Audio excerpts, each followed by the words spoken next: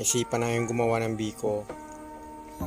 Yan, papakuluan yan. Tapos hanggang sa lumangis yung gata niya, yung parang nagmamantika. Tapos pagka nagkaano na yung mantika niya, dun ilalagay yung sinaing na malagkit. Naka-ready na sa loob yung malagkit namin, luto na siya, guys. Dito kasi kami gumawa ng naisipan ng gumawa ng biko kasi doon sa loob masikip. Tsaka madilim, brown out pa kasi ngayon, guys, eh.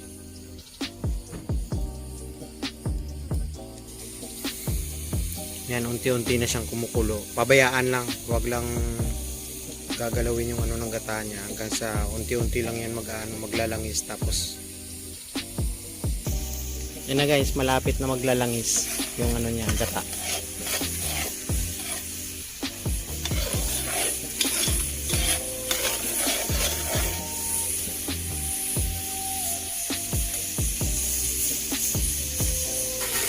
Yan, guys, malapit na siya, naglalangis na talaga siya. Tapos ito yung kinain namin na malagkit. 3 kilo yan.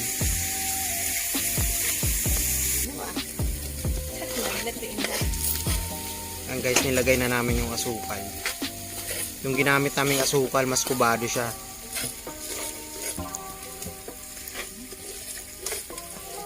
Yung bagay na bagay talaga sa biko.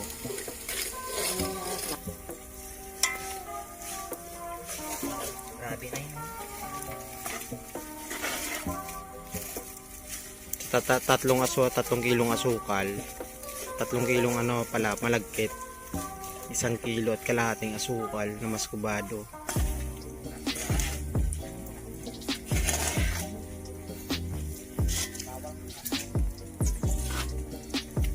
Ayan siya, guys.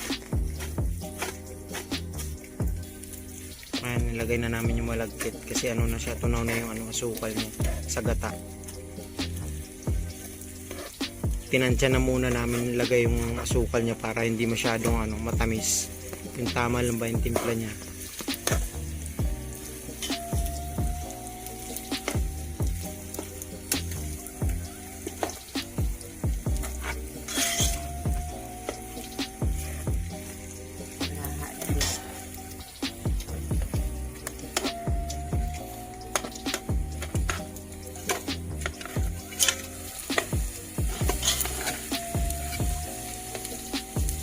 Habang nilalagay yung malagkit, kailangan sinusunod mo rin siya halo para yung asukal mag-mix na maayos.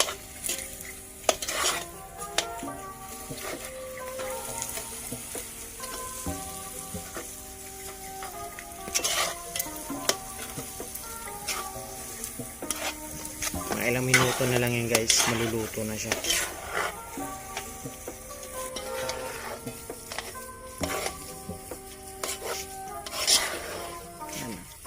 Haluin ng maigi para maging equal yung kulay niya. Tsaka hindi na namin dadagdagan yung asukal kasi tamang-tama na yung niya.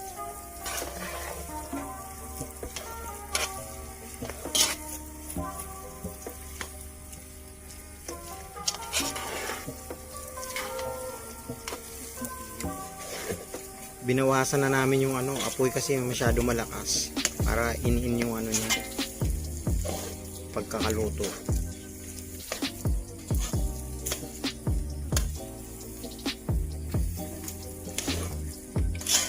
Diba, guys, ang ganda ng kulay niya kasi mas kubado na asukal yung gamit namin. Maganda kasi dito sa probinsya. Mura, may mas kubado niya, tapos kumpara sa Manila na sobrang mahal na mas kubado doon. Ayan.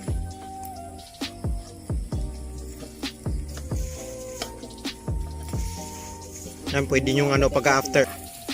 Yan, malaking kawali kasi yung ginamit para maluwag. Tapos dito kami nagluto first time sa labas para maluwag, makapag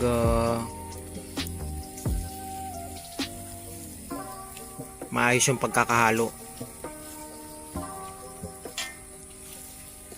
Yan. Diba? Ang lagkit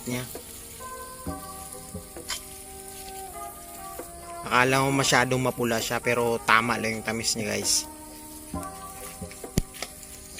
Hindi nga naubos yung 1 kilo at kalahating maskubado sa 3 kilong aso, 3 kilong malagkit.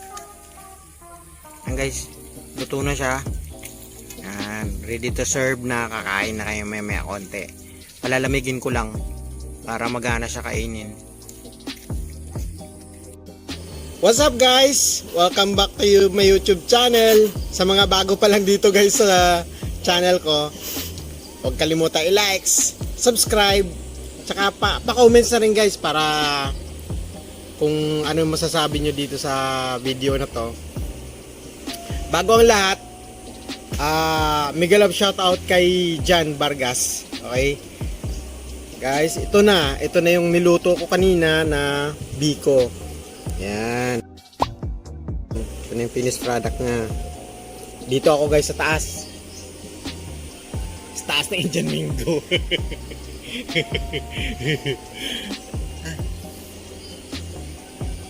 Yan, di ba? Nasa taas ako ng Indian Mango. Dito ako kakain ng biko. Tikman ko siya. Yan yung kulay niya. Oh. Tama lang yung niya, lagkit niya. Tapos yung pagkakatimpla niya, yung gata niya. Tikman ko na siya guys. Kung gaano kasarap. Sarap.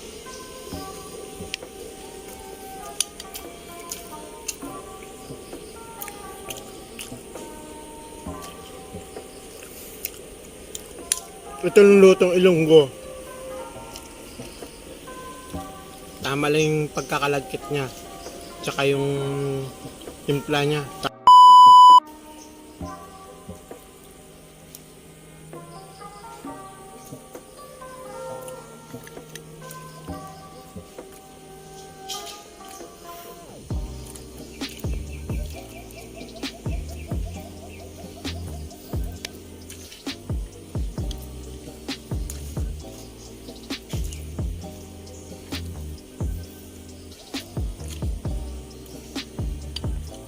Sa likod bahay lang to Indian Mango guys. Isang malaking puno. Kaso wala ng bunga.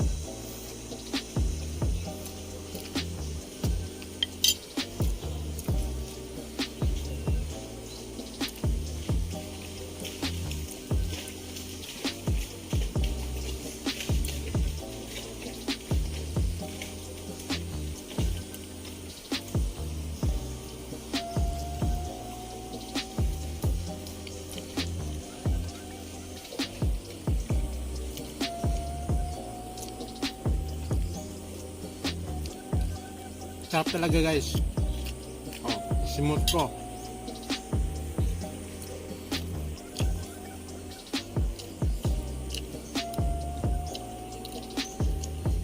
Ito yung buhay probinsya. Kahit saan kakakain, pwede. Diba? Trip ko lang. Kasi sariwa yung hangin, no? Kasi ang hirap ng signal dito guys. Kaya dito kami umaakyat sa puno para makahanap lang ng signal. Maraming salamat sa pagsama sa akin. Bye-bye!